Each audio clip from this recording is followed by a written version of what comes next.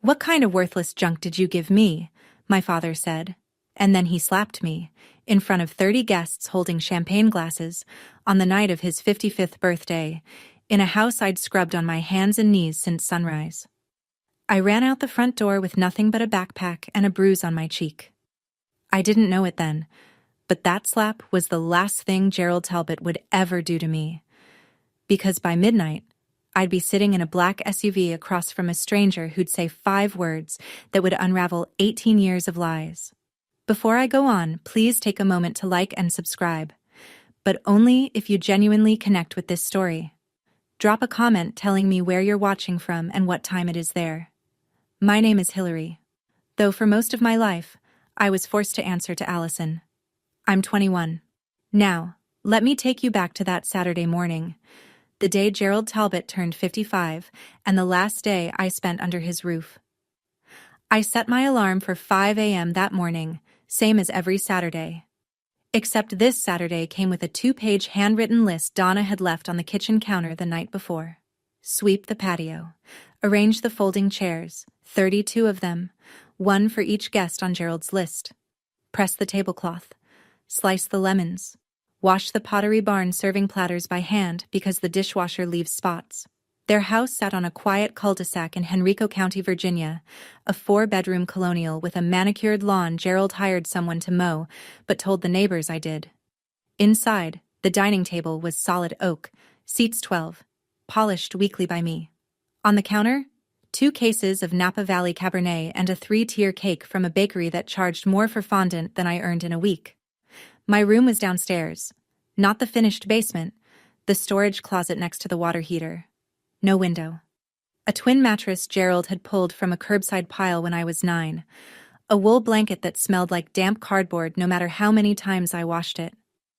Megan's room was upstairs. Queen bed, flat screen, a vanity mirror ringed with those Hollywood bulbs. She was 23 and still lived at home. Still had her credit card linked to Gerald's account. Still hadn't learned how to boil an egg because that was what I was for. I'd spent 3 months saving for Gerald's gift.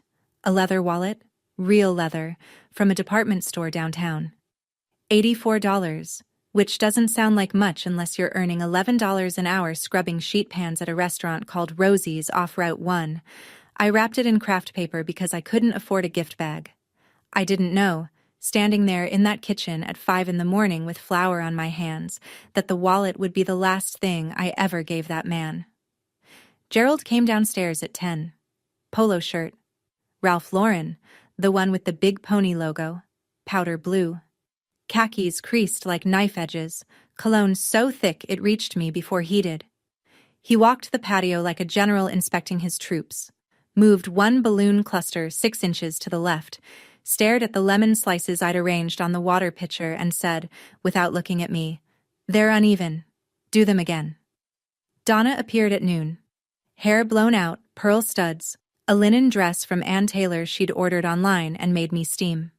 She inspected the kitchen, ran a finger along the countertop, and whispered something to Gerald I wasn't supposed to hear but did. "She only got you something cheap. Just brace yourself." Megan showed up last, because of course she did. New dress, new highlights, new heels clicking across the floor I'd waxed at 6 a.m. She handed Gerald an Apple Watch, the Series 9, stainless steel, the one that retails for $700. She'd charged it to the supplementary credit card Gerald gave her for emergencies. Gerald opened it, beamed, and kissed her forehead. "This is my girl," he told the first guests walking through the door. He had his arm around Megan. "She always knows what her old man likes." He didn't look at me. He never did when other people were watching. I was the girl who carried trays, refilled glasses, wiped condensation rings off the coffee table before they could set. When one of the guests, a woman from Gerald's office, asked Donna, "Shouldn't Allison sit down and eat with us?" Donna smiled the way she always smiled, warm as a closed door, and said, "Oh, she likes to help. It's her way of showing gratitude. You know how it is with adopted ones." I kept carrying trays. It happened during the gift opening. Gerald sat at the head of the table like it was a throne. 30 guests arranged around him. Neighbors, church friends, a few co-workers from the insurance agency he managed. Champagne flutes catching the patio string lights. Megan perched on the armrest of his chair, filming on her iPhone. Donna stood behind him, one hand on his shoulder, radiating the image of a woman who had everything figured out. I came forward with the craft paper package. I'd written on the front in my neatest handwriting, "Happy birthday." Allison. Gerald took it, weighed it in his hand. I remember thinking he might actually smile. He smiled sometimes, when no one could accuse him of going soft. But then he tore the paper, pulled out the wallet, flipped it open, flipped it closed, and held it up like evidence at trial. "What kind of worthless junk did you give me?" His voice cut through the chatter. Conversation stopped. Forks paused midair. Someone set down a glass too carefully. I started to explain. "I saved up for 3 months." 3 months? And this is all you got?" He stood. The chair scraped the flagstone. "Even the dog gets better treats." And then he hit me. Open palm, right across the left side of my face. The sound was sharp and flat, the kind that doesn't echo because it doesn't need to. My head snapped sideways. A champagne flute fell off the table and shattered on the patio floor, and for a second that was the only sound in the world. No one moved. Donna looked down at her plate. A man from Gerald's office studied his napkin. Megan bit her lip and kept filming. One person stood. Ruth Kessler, the next-door neighbor, 70 years old and 5 feet tall. "Gerald, that was uncalled for. Stay out of my family business." Ruth sat back down, but she didn't look away from me, and I have never forgotten that. I stood there with the taste of copper on my tongue and a wallet on the ground between us, and I thought, that slap will be the best evidence the lawyers need. I didn't understand that thought yet. I wouldn't understand it for hours, but something inside me had already started counting. I didn't go back to the party. I went to the storage closet, pulled the Jansport backpack off the nail on the wall. Faded navy, fraying at the zipper, the only thing that had followed me from high school, and packed what I could. 2 shirts, 1 pair of jeans without holes, a toothbrush, a phone charger.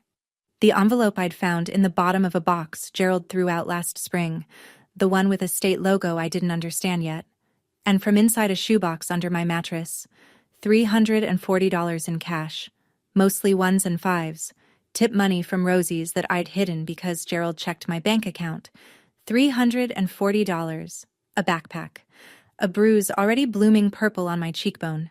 That was everything I owned in this world. I walked through the living room on my way out. The party had resumed.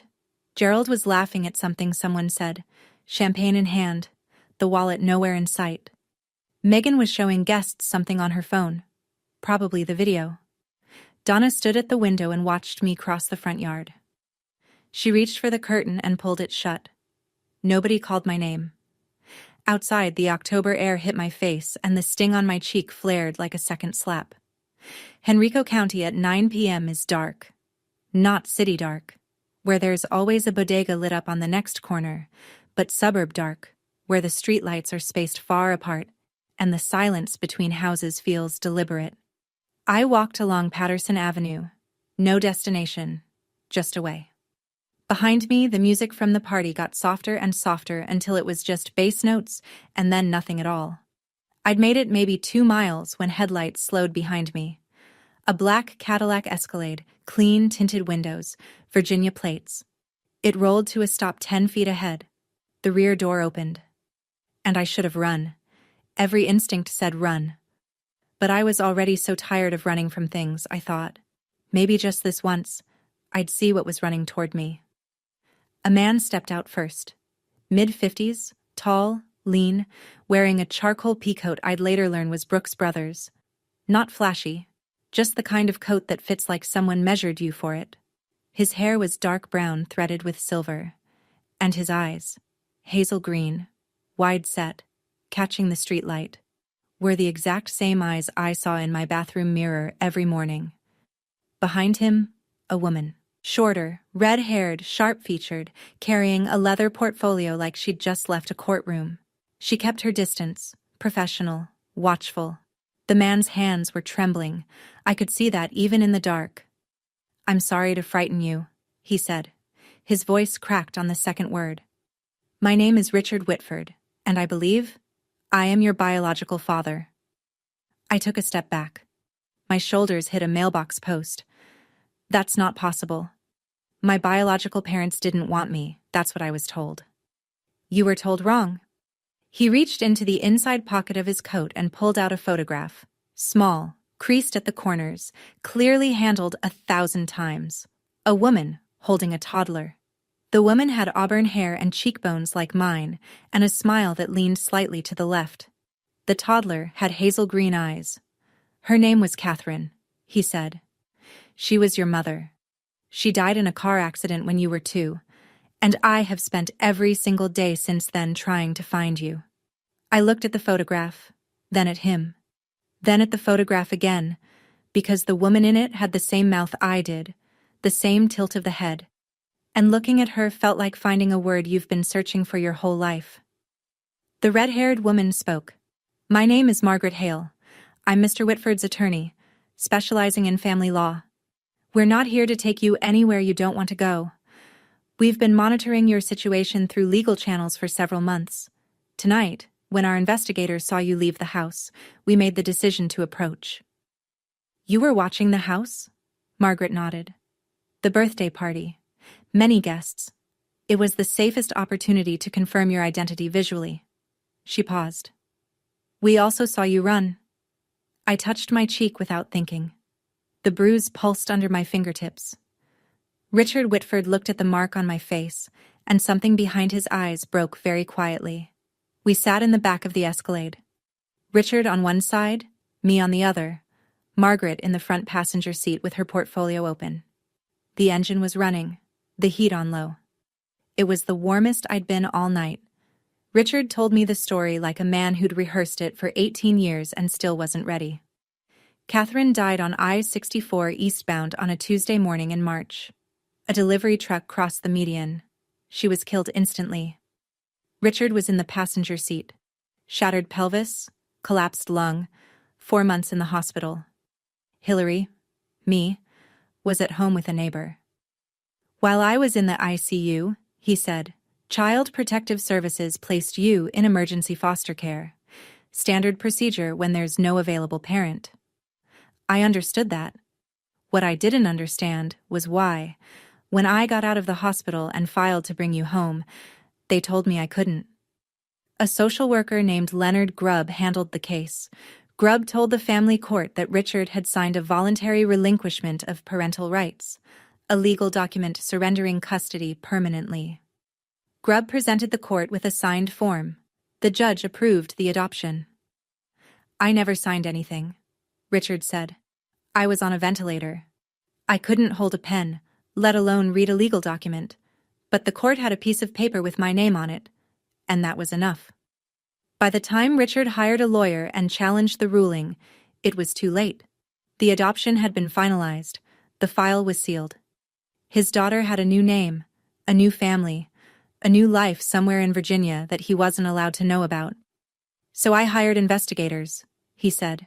"Year after year. It doesn't matter what I spent. I would have spent everything." His voice didn't waver when he talked about the money. It wavered when he said the word, everything. "Leonard Grubb," I said. "How much did they pay him?" Richard looked at Margaret. Margaret closed her portfolio and said, "That's what we intend to prove in court." The SUV was still parked on Patterson Avenue, hazard lights blinking amber against the dark. I sat with my backpack on my lap, clutching the straps like a kid on the first day of school, and I told them about the envelope. Last spring, Gerald had decided Megan needed a yoga studio in the house. That meant clearing the storage closet, my room, and moving my things to an even smaller corner by the furnace. He threw most of my belongings into a garbage bag and tossed it by the curb. I went through the bag before the trash truck came, because that's what you learn to do when nothing you own is safe. You check, and you save what you can. At the bottom of a water-damaged cardboard box, underneath old report cards and a Ziploc bag of baby clothes, I found a manila envelope. Official-looking. The return address had a seal and the words, Virginia Department of Social Services. Inside was a single document, partially redacted, with the heading, Title IV, E-Adoption Assistance, Monthly Disbursement Summary. And across the top, typed in plain government font, Allison G. Talbot. I didn't know what Title IV-E was. I didn't know what a disbursement summary meant. But I knew my name was on a government document that Gerald had never shown me, so I folded it up and put it in my backpack. I'd been carrying it for 6 months without understanding why. I pulled it out now and handed it to Margaret. She unfolded it under the dome light, and I watched her expression change. Not dramatically, but the way a poker player's face changes when the final card flips. "This is the adoption subsidy record," she said. "The state of Virginia has been paying Gerald and Donna Talbot approximately $810 per month for your care and maintenance for 18 years. She looked at me. "That's roughly $175,000. How much of it did you ever see?" I thought of the mattress from the curb, the blanket that smelled like cardboard, the closet with no window. "None," I said. Richard turned his face toward the window, and in the reflection of the glass I could see him pressing his jaw shut so hard the muscle jumped. "All those years," I said, half to myself, "he called me a burden. But I wasn't a burden. I was a paycheck." Margaret drove us to a Hilton off Broad Street. Not the Talbot house, not a shelter. Just somewhere clean and quiet and safe. Richard checked us in under his name. Separate rooms, adjoining door, and the first thing I did was stand in the middle of mine and not know what to do. The bed had white sheets that smelled like detergent instead of mildew. There was a window. I opened the curtains and just looked out at the parking lot lights for a long time, because looking out a window from my own room was something I hadn't done in years. While I stood there, the memories came in layers, the way water rises, steady and cold. I started cooking the family meals when I was 10. Gerald said it was to teach me responsibility. By 12, I was doing all the laundry, all the dishes, all the grocery shopping on foot because Gerald wouldn't drive me. Megan got a Toyota Camry for her 16th birthday. I got a bus pass that expired after 1 month because nobody renewed it, so I walked an hour and a half to Rosie's for my shifts. Gerald never let me keep my own documents. No birth certificate, no social security card, no state ID.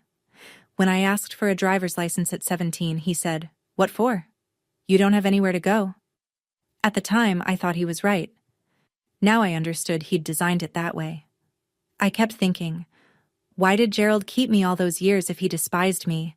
Why not just send me back into the system? If I was so worthless, why hold on? Now I had the answer. $810 a month. That's why. Have you ever met someone who hated you but refused to let you leave? Someone who made you feel like garbage but held on to you like you were gold? If you have, tell me in the comments. Because I think you already know what that math looks like. Donna's voice echoed in my head the way it always did, sweet and sharp as lemon juice on a cut. "Gratitude, Allison. That's all we've ever asked for. Is that really so hard?" "No, Donna. What was hard was realizing I'd been grateful to people who were stealing from me. Let me go back 2 weeks, before the party, before the slap, before any of this. Because the truth is, Gerald had already shown me who he was. I just didn't have the vocabulary for it yet. It was a Tuesday evening. Gerald called me into his home office, the room no one entered without permission. Mahogany desk, leather wingback chair, a shelf of hardcover books he'd never read, arranged by color. He was sitting behind the desk like a judge, a manila folder open in front of him. "Sit down," he said. "Not have a seat. Sit down." He pushed a document across the desk. 10, maybe 12 pages, dense print, a blue signature tab sticking out from the bottom. "This is a voluntary agreement," he said. "It states that you choose to remain under my guardianship because you are not financially or emotionally prepared to live independently. Sign it." I picked it up. Most of the language was impenetrable, whereas the dependent acknowledges that independent living presents undue financial and psychological risk. But one clause on page 4 I understood perfectly. The agreement authorized Gerald to continue managing all state and federal benefits associated with the dependent's care. He wanted me to sign over my own subsidy. Again. This time voluntarily, with my adult signature, so he could keep collecting even after I aged out of the system. Why do I need to sign this? I asked. Gerald's expression didn't change. Because without this family, you're on the street. You don't have a degree. You don't have savings. You don't even have an ID. So you're going to sign this, and you're going to sign it before my birthday. Consider it your gift to me. I didn't sign. I asked for more time. Gerald said nothing, just closed the folder and placed it back in the desk drawer. Slowly, the way you put a loaded gun in a safe. That's why he hit me at the party. It wasn't about the wallet. It was never about the wallet. It was because I'd told him no for the first time in 18 years and he couldn't stand it. Back at the Hilton, the morning after. I woke up at 5 a.m. out of habit. Heart pounding, already running through the chore list in my head before I remembered. There was no list. There was just a hotel room with white sheets and a window full of gray October sky. A knock on the adjoining door. Richard, already dressed, holding 2 cups of coffee from the lobby. He set one on the desk and sat in the chair across the room. Not close, not far, just present. Like he was afraid that if he moved too fast, I'd disappear again. Margaret arrived at 8 with a garment bag. Inside, a pair of new jeans and a cream-colored cashmere sweater, still tagged. Something clean to wear, she said, practical as always. I took them into the bathroom and put them on and looked at myself in the mirror for a long time. It was the first time in my life I was wearing something that no one else had worn first. When I came out, Richard's eyes went red at the edges, but he didn't cry. He just nodded and said, Catherine had that same look, like she was deciding whether to trust the mirror.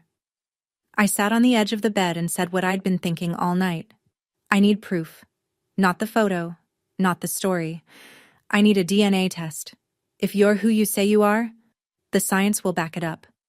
And if you're not, I need to know that too. Richard didn't flinch. Of course. Margaret's already located an AABB-accredited lab in Richmond. We can go today. No hesitation, no offense, no guilt trip. Just of course. I'd spent 21 years in a house where asking a question was treated as a personal attack.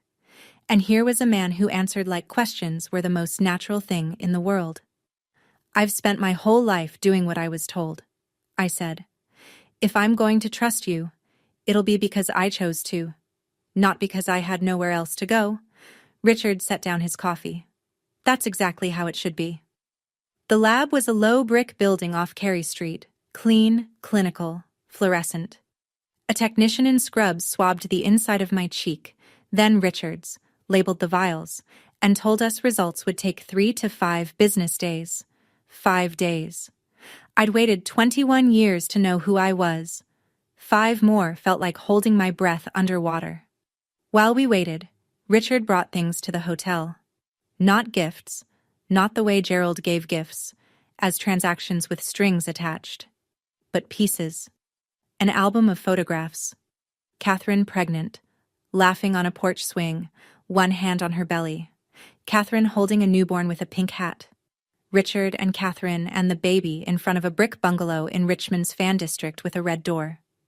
The baby had hazel green eyes, even then. That's the house you came home to, Richard said. I still own it. I couldn't bring myself to sell it. I studied each photograph like it was a document I needed to memorize for a test.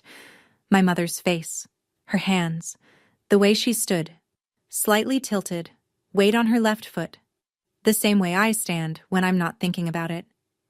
She's beautiful, I said. You look exactly like her, he said, especially the eyes. On the 5th day, Margaret called.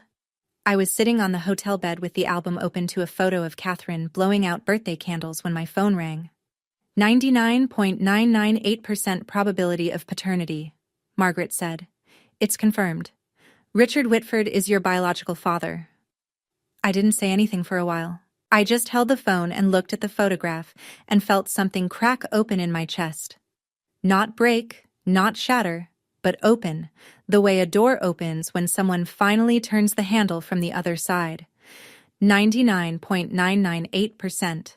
A number. But for me, it was the first proof in 21 years that I wasn't an accident nobody wanted.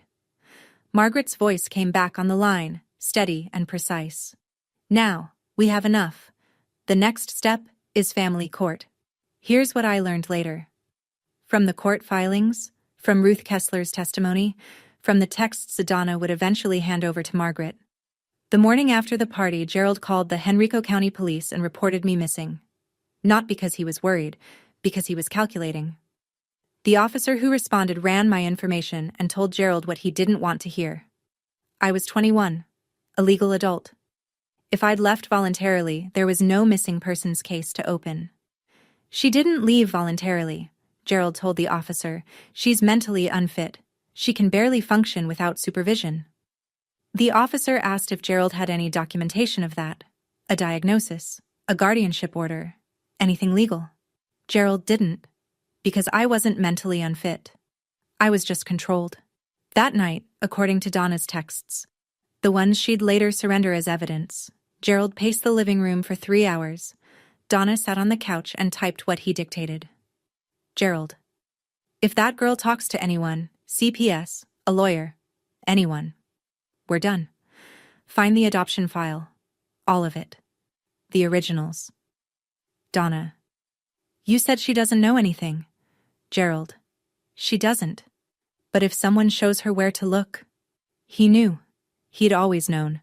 The forged signature, the bribed caseworker, the subsidy he'd been collecting for 18 years on a child he treated like hired help. Gerald carried all of it in his head the way some men carry debt. Constantly aware, constantly managing, never once considering that the whole structure might collapse. Gerald wasn't afraid of losing me. He was afraid of what I'd find out once I was free. He didn't know that the man he should have been afraid of, the man who'd spent 18 years and a private investigator's retainer trying to find his daughter, was sitting in a Hilton 20 minutes away, assembling a file 3 inches thick. Margaret spread the documents across the hotel desk like a surgeon laying out instruments. This was the second time I saw the evidence. But this time, it had teeth. Look at this, she said, sliding a photocopied form toward me. It was the voluntary relinquishment of parental rights, dated October 2005. At the bottom, a signature, Richard A. Whitford. Neat, deliberate, slightly forward-leaning. Then she placed a second sheet beside it. A certified report from a forensic document examiner, Dr. Elaine Marsh, who had compared the signature on the relinquishment form to 12 known exemplars of Richard's handwriting. Tax returns, mortgage applications, business contracts spanning 20 years. The pen pressure is inconsistent, Margaret said, pointing. The letter formation in the surname doesn't match any of the exemplars. Dr. Marsh's conclusion, and I'm quoting, is that the signature was produced by a hand other than that of Richard A. Whitford with a high degree of certainty. She let that settle. Then she pulled a third document from the file, a bank record. A personal checking account belonging to Leonard Grubb, the social worker who had handled my case. On October 14th, 2005, 6 days before the adoption was finalized, a deposit of $5,000 appeared. The source, a wire transfer from Gerald R. Talbot's personal account. Not through the church, Margaret said. Not through a charity. Direct, account to account, 1 week before the adoption was approved. I stared at the numbers. $5,000. That's what my entire identity had cost. My name, my father, my childhood, traded for the price of a used car. Richard sat across the room, arms folded, jaw tight. He'd seen these documents before, but watching me see them, that was something different.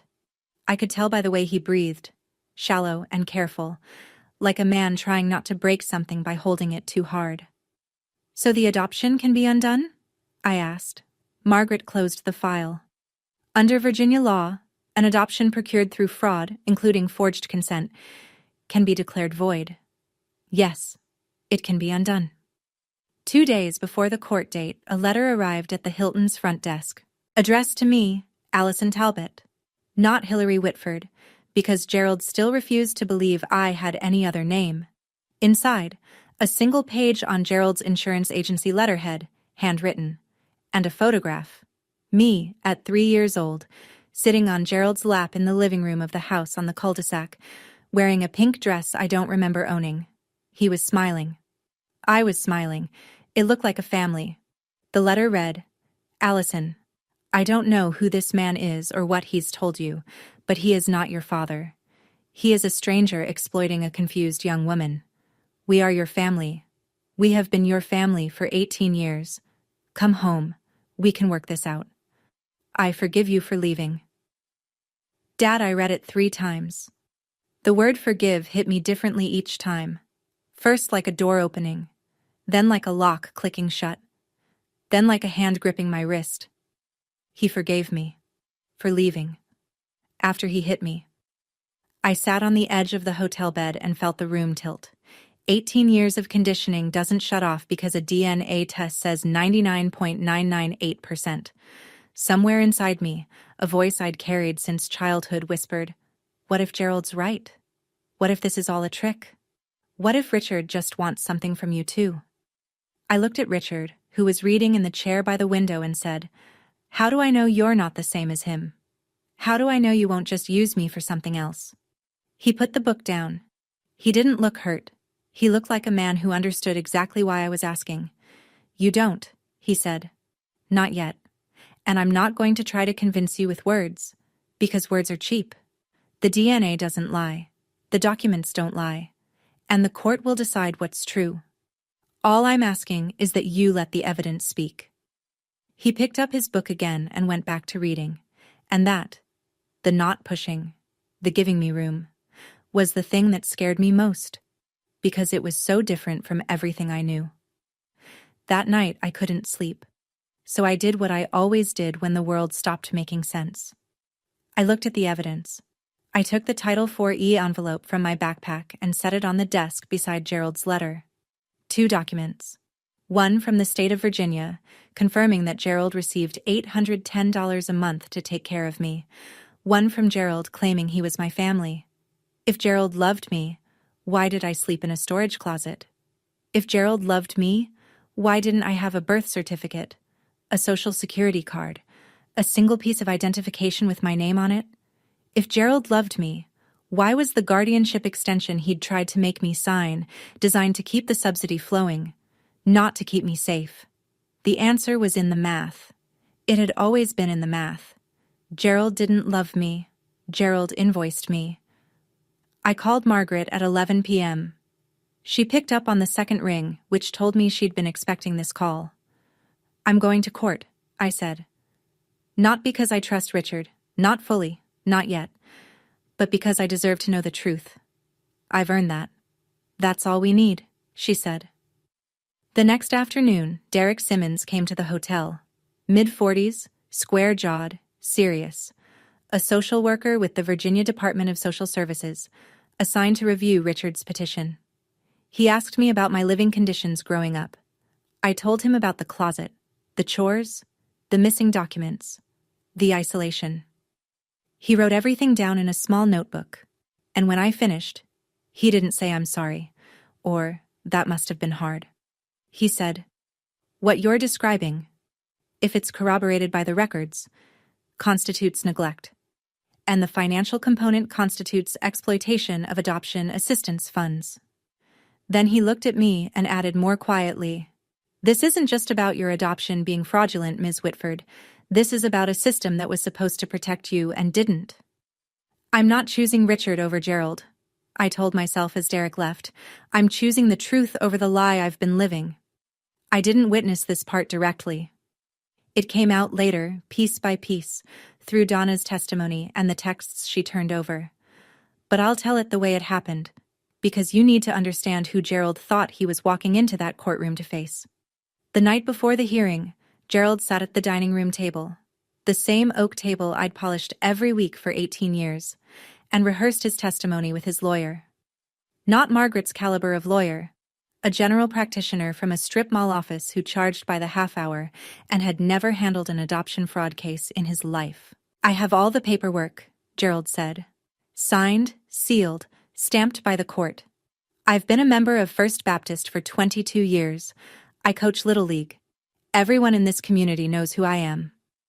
Donna, sitting across from him, ventured a question. What about the subsidy envelope? What if they ask about the money? Gerald didn't look up. Nobody audits that. We're fine. Megan wandered through on her way to the kitchen and asked, her voice bored, incurious, the voice of someone whose biggest problem was a slow Wi-Fi connection. If Allison doesn't come back, can I turn her room into a walk-in closet? Gerald didn't answer her either. He was already drafting his opening statement in his head, the one where he'd stand before a judge and explain what a generous, God-fearing man he was for taking in a child nobody else wanted. He didn't know that the judge would be looking at a 3-inch file of forged signatures, bribery records, and a forensic examiner's report. He didn't know that the girl he'd raised to be silent had finally found her voice. He didn't know that the man sitting across the aisle would be the father whose name someone had forged 18 years ago.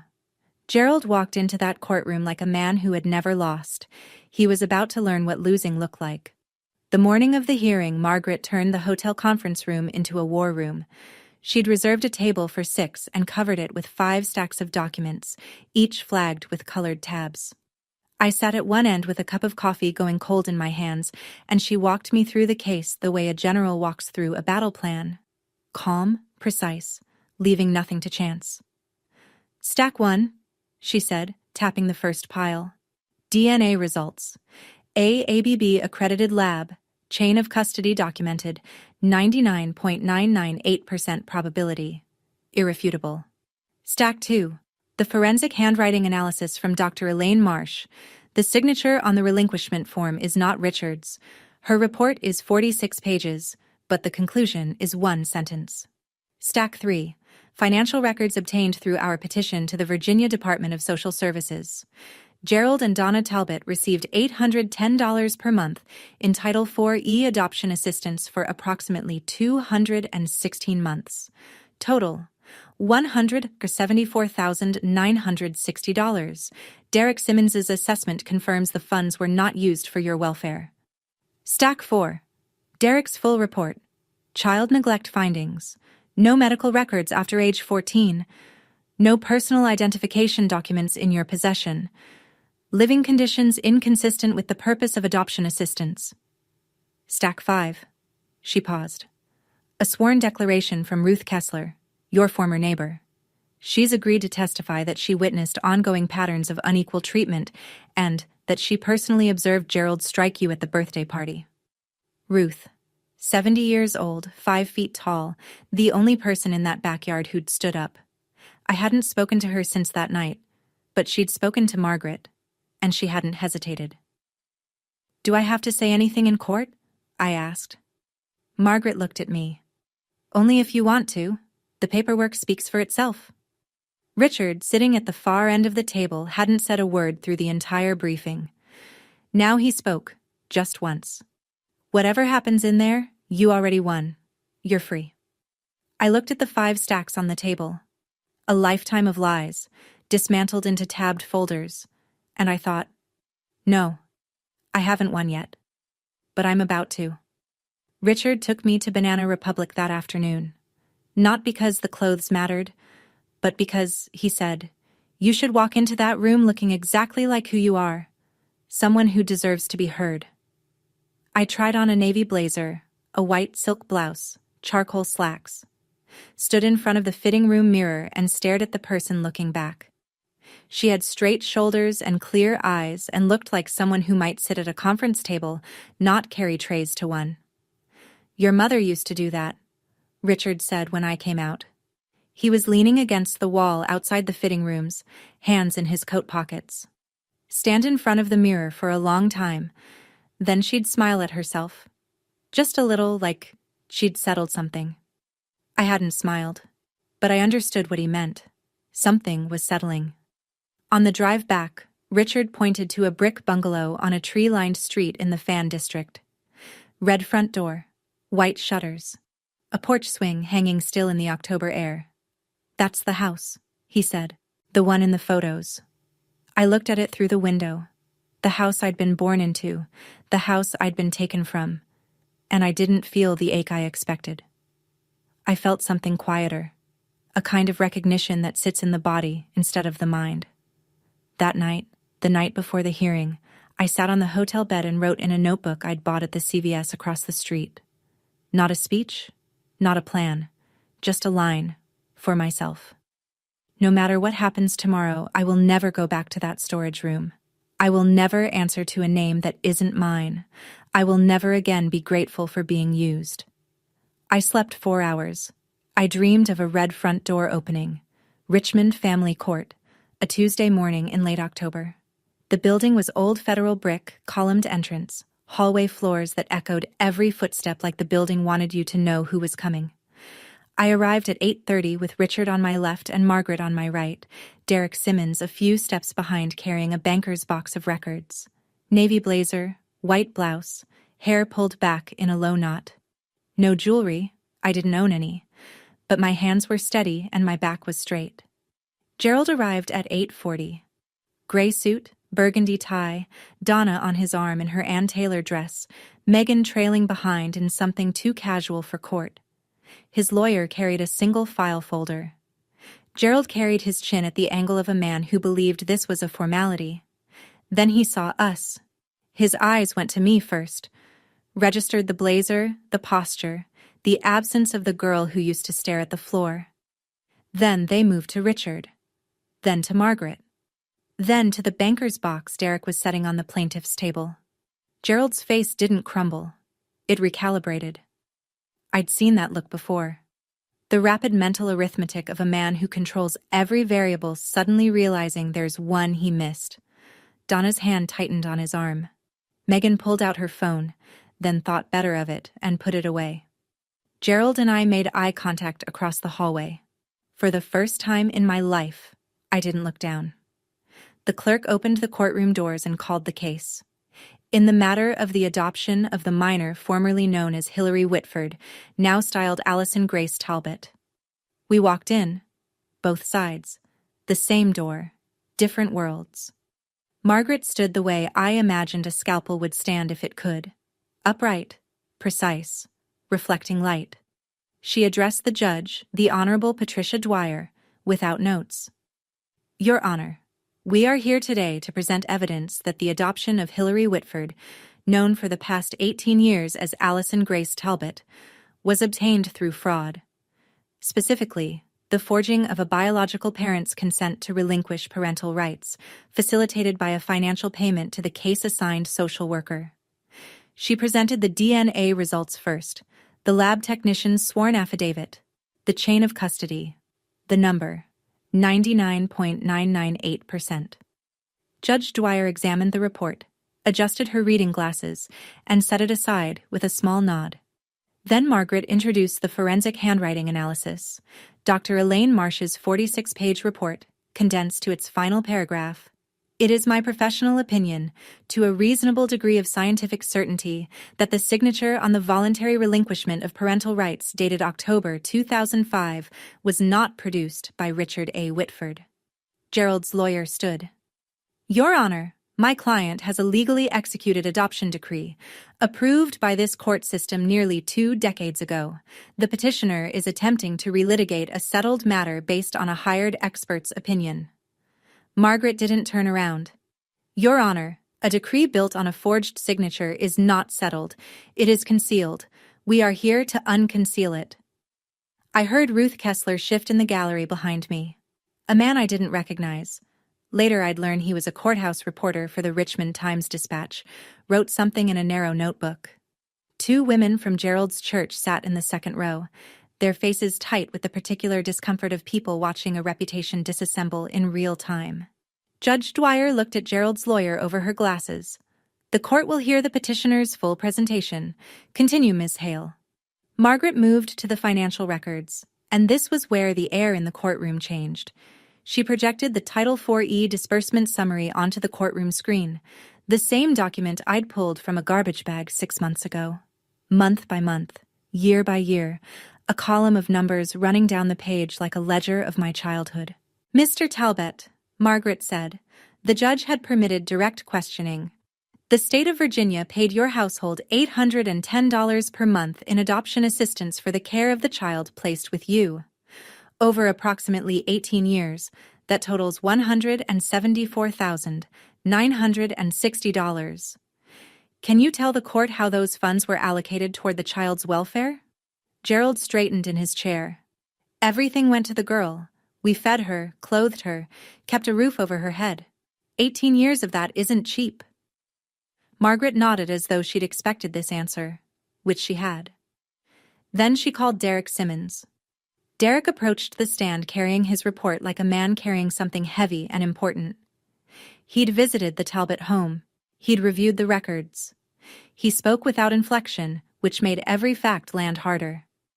The child's living space was a converted storage area adjacent to the home's water heater. Approximately 60 square feet. No exterior window, no closet. The mattress showed visible wear and water damage consistent with curbside salvage. I found no medical records for the child after age 14.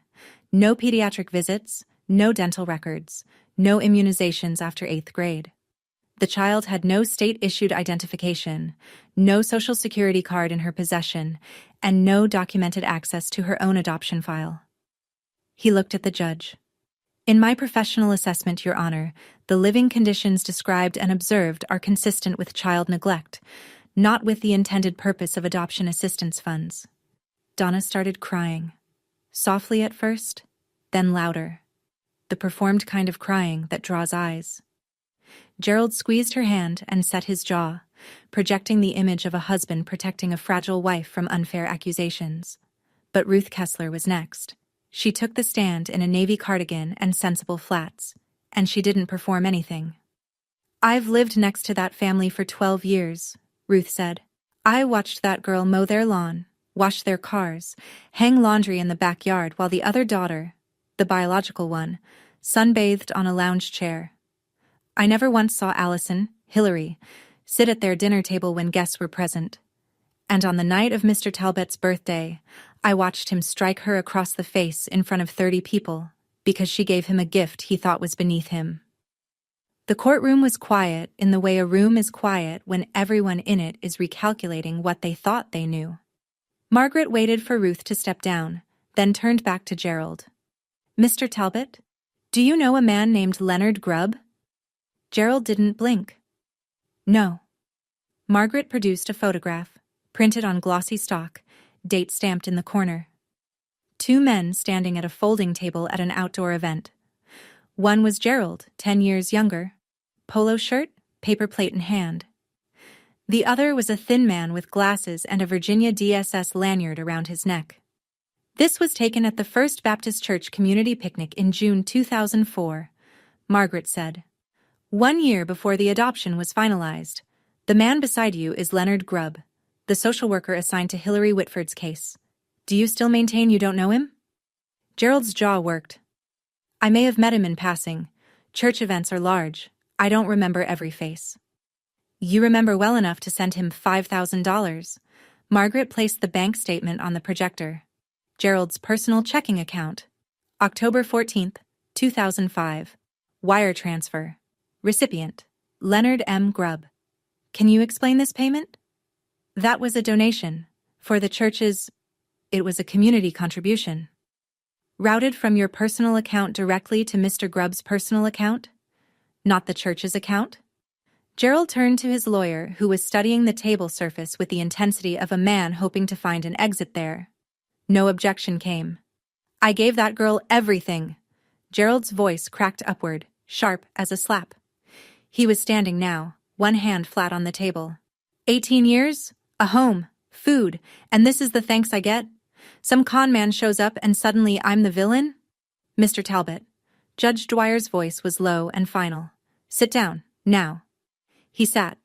But the room had already heard it, the mask cracking, the entitlement spilling through. In the gallery, the church women stared at their laps. The courthouse reporter's pen moved faster.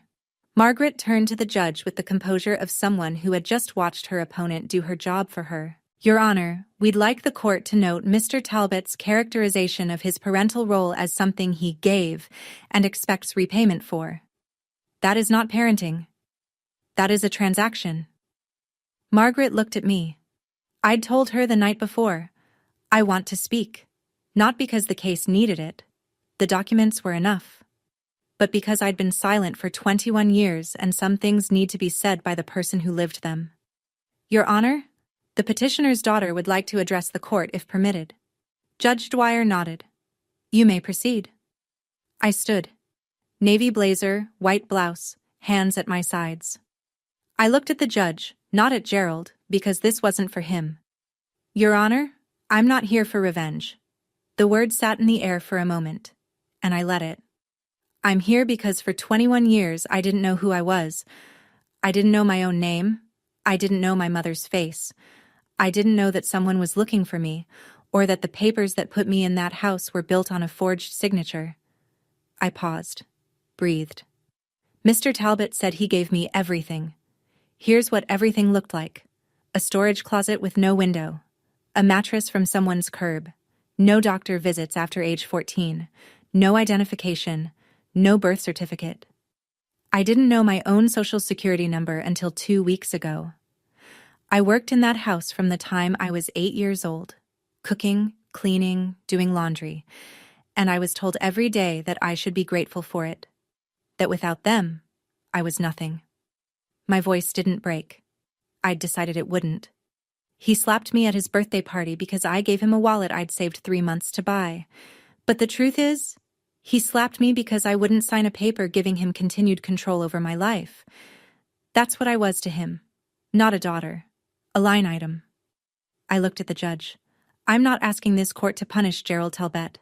I'm asking this court to tell the truth. Because I deserve at least that. Every child in the system deserves that. I sat down. The room was silent. Ruth Kessler was crying, quietly. The real kind. The courthouse reporter had stopped writing and was just looking at me.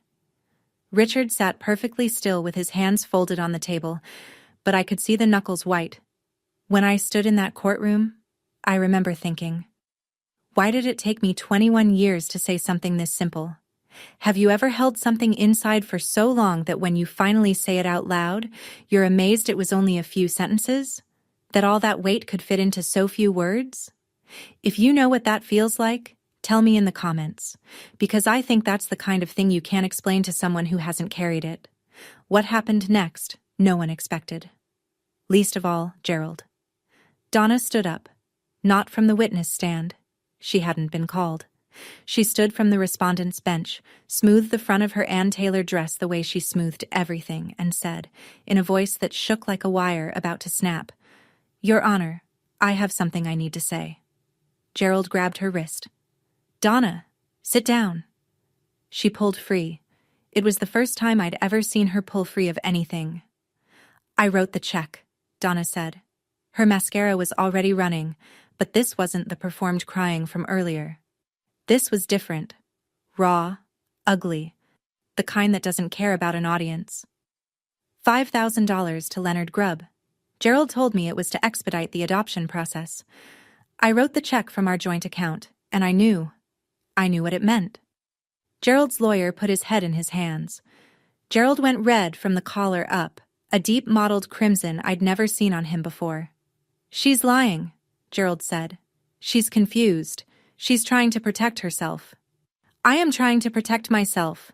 Donna's voice broke high and desperate.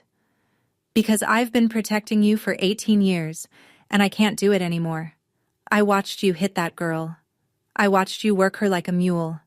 And I didn't say anything because I was afraid of you, Gerald. I was afraid of exactly this. Judge Dwyer let her finish. The courtroom was so quiet I could hear the fluorescent lights humming above us. Megan sat frozen in the gallery, phone in her lap, mouth open. Mr. Talbot, the judge said, and her voice carried the weight of someone who had seen a great deal and was still capable of being appalled. One more outburst and I will hold you in contempt. Gerald sat still as stone, and for the first time in my life, I saw him look afraid. Judge Dwyer took 12 minutes to review the final documents. 12 minutes. I know because I watched the clock on the courtroom wall. The old analog kind with a second hand that ticks instead of sweeps, and counted every rotation. When she looked up, she didn't address Gerald first. She addressed me. Ms. Whitford. And I will use that name now, because the evidence before this court compels it. The court has reviewed the petition, the forensic handwriting analysis, the financial records, the testimony of the social worker and the neighbor witness, the DNA results, and the statement made voluntarily by Mrs. Talbot. She removed her glasses. The evidence is unambiguous. The voluntary relinquishment of parental rights filed in October 2005 bears a signature that has been determined, by certified forensic analysis, to be fraudulent. The biological father, Richard Whitford, never consented to the termination of his parental rights. The adoption that followed was therefore built on a foundation of forgery and, based on the financial evidence presented, facilitated by a direct payment to the case-assigned social worker. She turned to Gerald. He was sitting rigidly upright, tie still knotted, hands flat on the table. A man holding the posture of authority, while the authority drained out of him. It is the ruling of this court that the adoption of Hilary Whitford, styled as Alison Grace Talbot, is declared void ab initio. The adoption is annulled in its entirety. Gerald didn't move. Furthermore, the court orders Gerald and Donna Talbot to make full restitution of all Title IV adoption assistance funds received, totaling $174,960, to the Commonwealth of Virginia. Donna let out a sound that wasn't quite a word.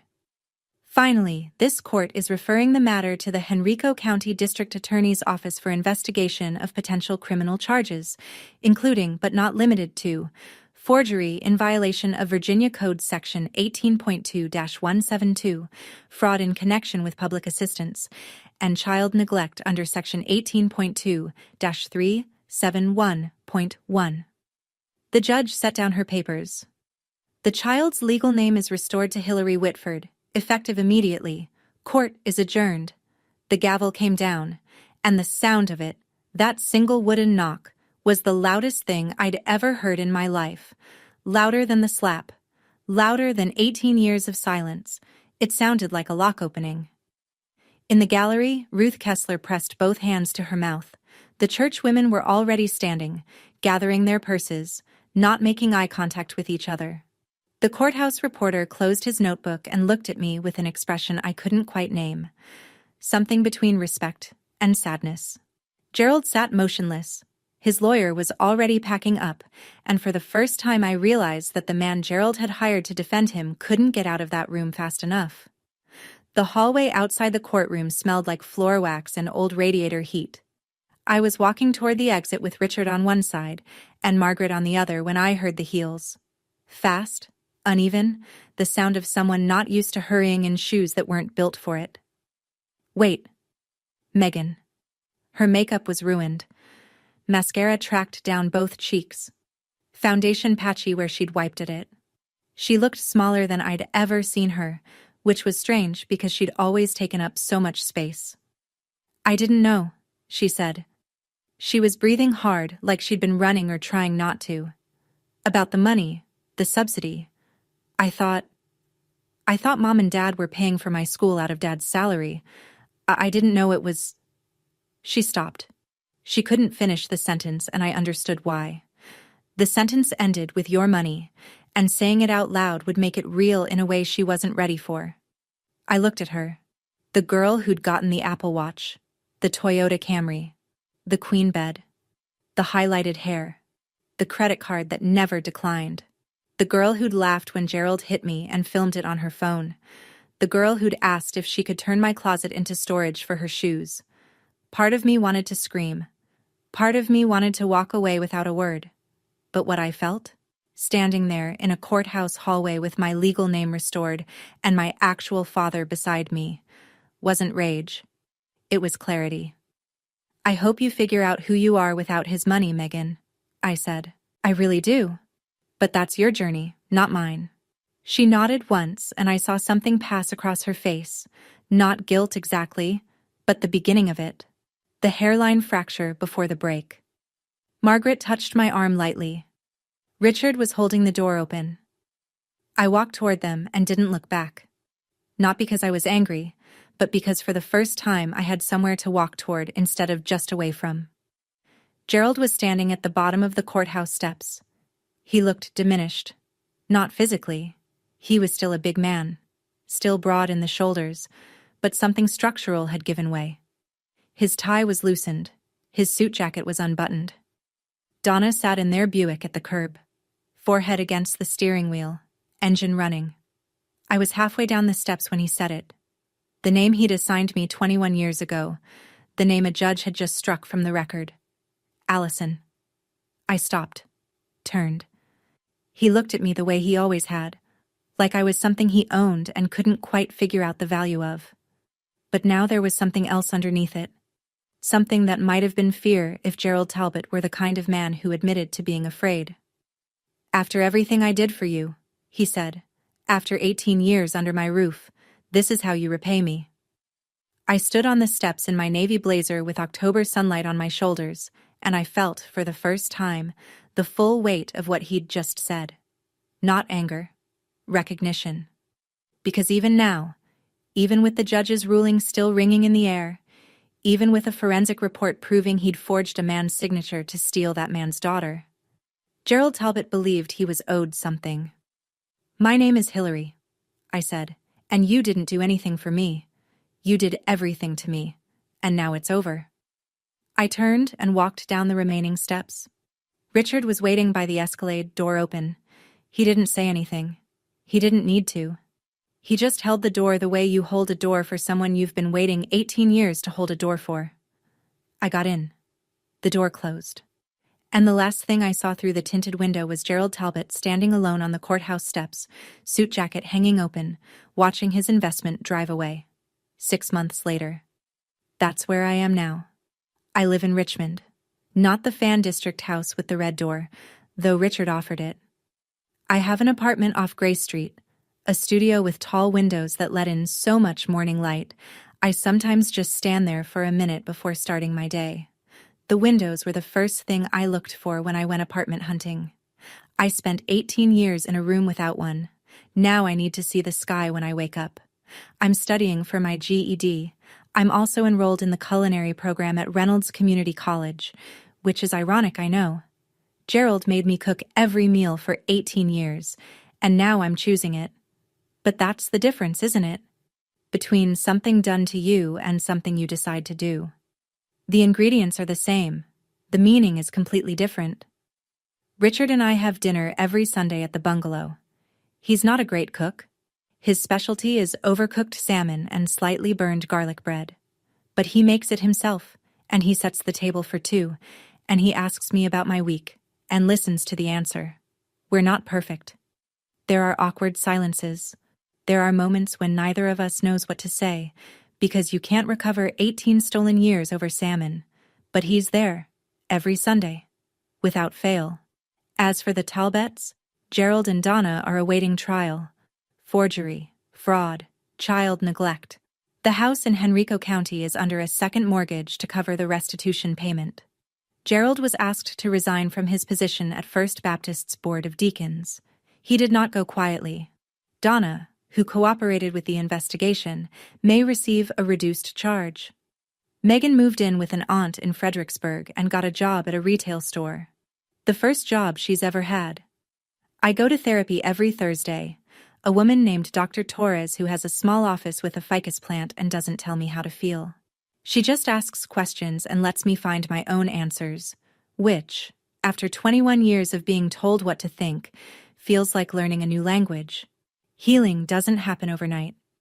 Some mornings I still wake up at 5 a.m. with my heart racing, already mentally cataloging chores that no longer exist. But then I open the curtains, and there's the sky, and I remember where I am.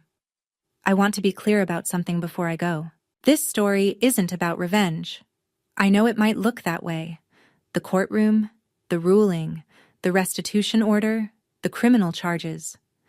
But revenge would mean I wanted Gerald to suffer the way I suffered, and I don't. I want him to be held accountable. Those are different things. Revenge is a fire you light hoping it burns someone else. Accountability is just turning on the lights so everyone can see what was already there. If you're in a family where you're tolerated instead of loved, where your presence is endured, not valued, where you've been taught that gratitude means silence and obedience means survival, I want you to hear this. You are not the problem. You were never the problem.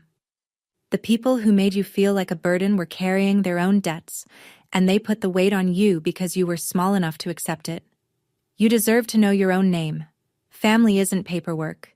It isn't a court decree or an adoption file or a signature, forged or otherwise. Family is the person who sits with you while you learn to trust again. The person who says of course when you ask for proof instead of faith. The person who holds the door and doesn't ask you to be grateful for it. Last Sunday, Richard and I sat on the porch of the bungalow on the Fan District Street, the one with the red door. He was drinking coffee. I was reading. Neither of us was talking, and it was the most comfortable silence I've ever known. At one point, he looked over and said, "I'm glad you're here." And I said, "Me too." My name is Hillary Whitford, and for the first time in my life, I know exactly who I am. Thank you for staying until the end. If this story made you feel something, anger, relief, recognition, or just the quiet understanding that you've been in a room like that too, write it in the comments. I read everyone. And if you want to hear what happened to a woman whose in-laws threw her out of the house on Christmas Eve, that story's in the description below. Click it. I promise you won't regret it. Until next time. Take care of yourselves, and if someone's still telling you that you should be grateful for being mistreated, you have permission to stop listening.